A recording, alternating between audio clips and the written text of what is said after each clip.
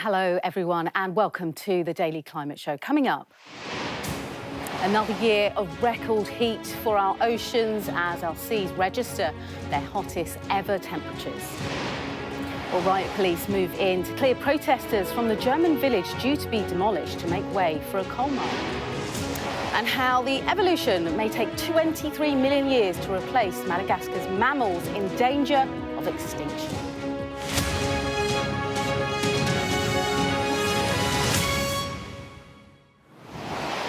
Hello and welcome to the Daily Climate Show, where we track the changes to our world and investigate some of the potential solutions to the climate crisis. Now, with our oceans absorbing more than 90% of excess heat trapped by greenhouse gas emissions, they serve as an undeniable indicator of climate change. So warmer oceans also create more extreme weather, leading to stronger hurricanes, heavier rain and flooding, which makes it all the more concerning that, according to a new report last year, saw ocean temperatures rise to their highest ever level. Well, the heat currently put into the world's oceans is the equivalent to about 7 Hiroshima atomic bombs of energy every second. That's astonishing. While the amount of extra heat absorbed by oceans in 2022 compared to the previous year was the equivalent to that produced by 320 billion hairdryers. That's every person on Earth running 40 hairdryers all day, every day. Now, the records date back to 1958, show a relentless rise in ocean temperature with an acceleration in warming since 1990. It's extraordinary. Well, Simon Boxall is a lecturer in oceanography at the University of Southampton's National Oceanography Centre. Simon, thanks for joining us on the Daily Climate Show. Hello, Leah. Good afternoon. So, what I was talking there is quite stark. I mean, what does this mean in real terms for me and you trying to navigate our world and the climate change around us? I think, first of all, the numbers are so huge, they're almost impossible to understand. You know, the numbers actually show that over the last 40 years, we've seen something like a 200 zettajoule increase in energy. Putting that another way, it takes a lot more to heat up a bucket of water than it does a bucket of air. And if you put that energy into the atmosphere rather than the ocean, you'd increase the temperature of the atmosphere by 100 degrees Celsius. That gives you an idea of how much energy we're talking about.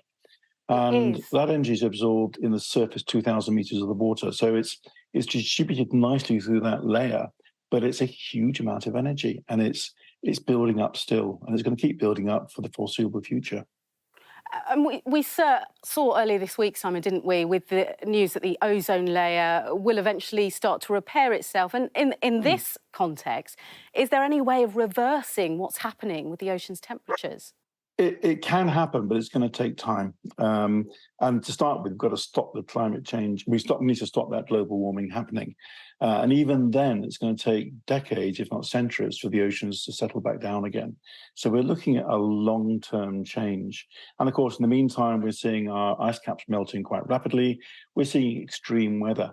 That sort of warm water is driving stronger hurricanes, is driving more extreme weather. You know, we are seeing these long droughts, these long periods of rainfall. We're seeing huge amounts of flooding at the moment in Britain, for example.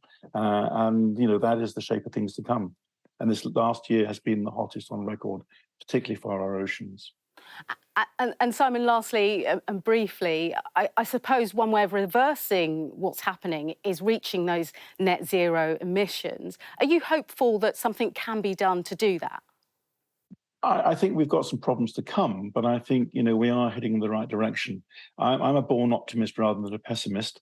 And I think, you know, people are now aware, particularly with rising energy prices, that energy is not only expensive and valuable, but also by preserving energy, we preserve the planet. So we're heading in the right direction, but it still needs a lot of political initiative to take this forward and to get to that net zero if we can.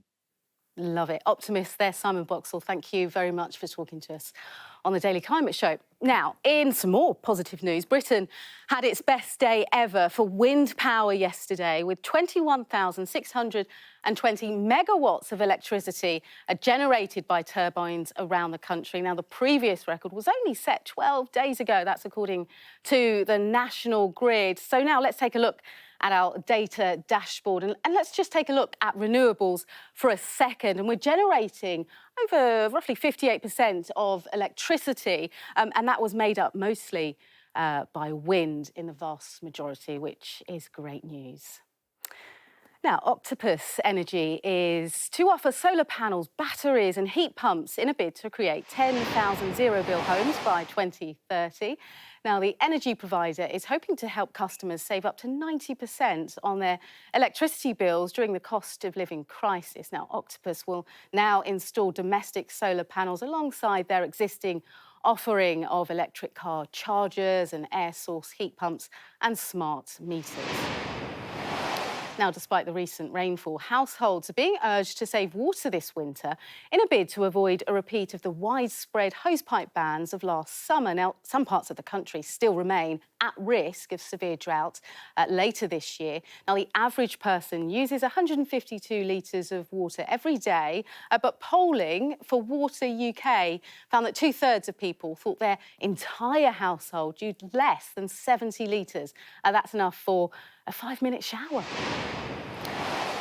Now, the EU ban on crude oil imports from Russia and the oil price cap are costing Russia an estimated 160 million euros a day. That's a figure that's expected to rise, by the way, to 280 million euros a day by next month. Now, the Centre for Research on Energy and Clean Air found Russia's earnings fell 17% last month to the lowest level since the invasion of Ukraine, but its fuel exports are still currently worth 640 million euros per day.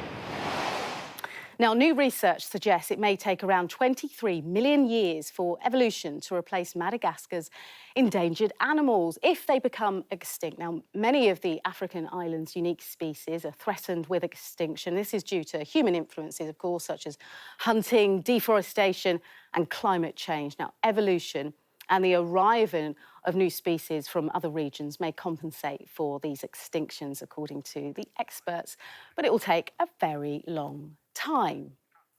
Now, yesterday we brought you the news that a German court had rejected an attempt by climate activists to remain in an abandoned village due to be cleared so a huge open cast coal mine can be expanded.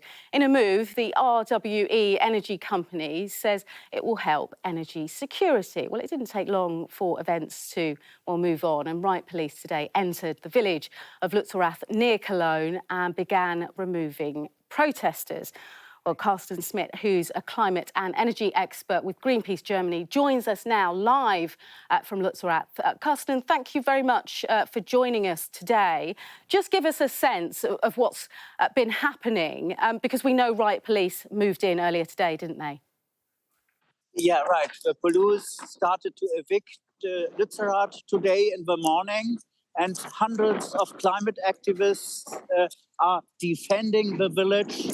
They build up houses in the village, they build up solar energy, and they are now defending this village against the police and against RWE, who wants to dig out the coal under Lutzorath. And Carsten, the energy company you mentioned there, RWE, they're saying, along with the government, we need to mine in this village because it's energy security for the future of Germany. But what do you and other people there feel this is all about? No, it's about the coal under Lutzorath. And if you dig out this coal, Germany will never fulfill the commitments from the Paris Agreement. And it's not about climate and energy security, because you can reach the coal under the village Lutzorath in 3 years at the earliest. So it's not true. You don't need the coal. If you dig out the coal, you never reach the climate goal, and it has nothing to do with energy security. So you believe that this mining under Lutzorath will actually derail that 1.5 degrees commitment? Yes, Germany can never reach the 1.5 limit if they dig out the coal. Germany, and especially the company RWE, is addicted to coal. And that's our problem. And it was a really dirty deal between the economic ministry, Minister Robert Habeck, and the energy company RWE, which is really a disaster for the climate. OK, Carsten Smith, thank you very much for your time. And just enough time to tell you about the climate show with Tom Heap. Well, it's back, the first show of 2023, and it'll be taking us deep into the soggy woodlands of Dartmoor and learning that they're actually fragments of great swathes of rainforest that once covered much of Western Britain. You can watch it at 3:30 in the afternoon or 7:30 in the evening. That's Saturday and Sunday. Don't miss it. And if there's something you want to know about climate change or the environment, scan the QR code on your screen now. You can send us a question and we'll do our best to answer it on Tom's show this week.